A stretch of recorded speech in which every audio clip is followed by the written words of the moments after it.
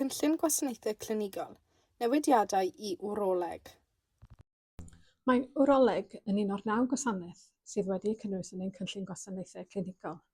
Mae'n gwasanaethau yn fregus ac mae angen newid.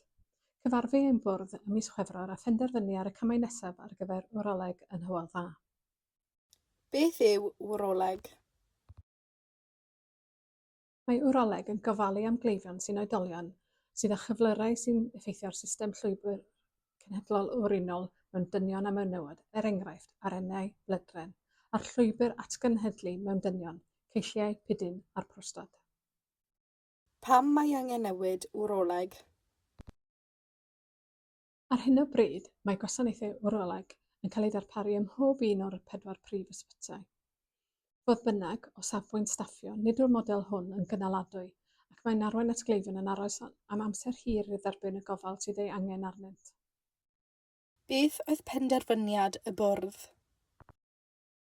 Diwsiodd y Bwrdd opsiwn A, yr opsiwn arfaethedig ond hymgynghoriad. Pan gaiff ei weithredu, bydd hyn yn golygu y bydd yr holl ofal cleifion mewnol nad yw'n argyfwng o Wroleg, pan bydd ei angen i chi aros yn yr ysbyty dros nos, wedi'i leoli yn ysbyty Tywysog Philip. Bydd ysbyty Tywysog Philip hefyd yn dod yn gartref i ganolfan diagnostig newydd ar gyfer Wroleg.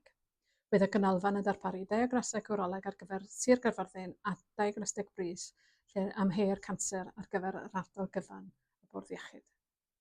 Gan fod gwasanaethau endoscopi eisoes ar safle Tywysog Philip, bydd dod ag Wroleg i'r un lleoliad yn caniatáu'r 2 wasanaeth gydweithio'n agosach. Bydd apwyntiadau cleifion allanol, gweithdrefnau achosion dydd a phrofion arferol yn parhau yn ysbytai Fronglais a Llwynheulig, tra bydd Glangwili yn canolbwyntio ar achosion Wroleg frys. Sut fydd hyn o fydd i gleifion? Bydd y newid hwn yn creu gwasanaeth mwy effeithlon a staffio gwell. Bydd yn lleihau'r nifer yr ymweliadau brys neilltuol i lawer o gleifion ac yn gwella gofal ar gyfer llwybrau canser Wroleg.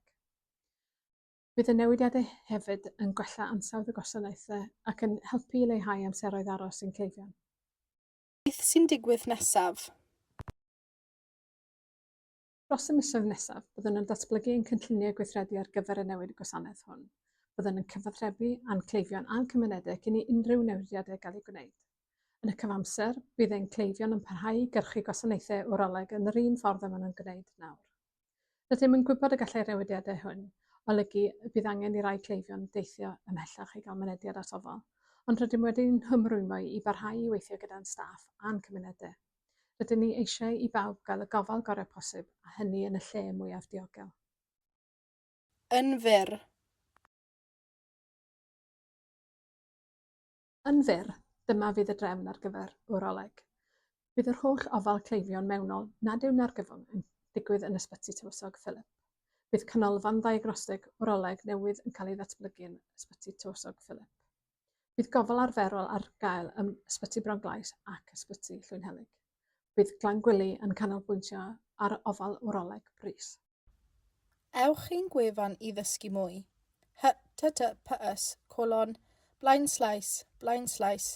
bybh.gig.cymru/cynllun-gwasanaeth-clinigol/.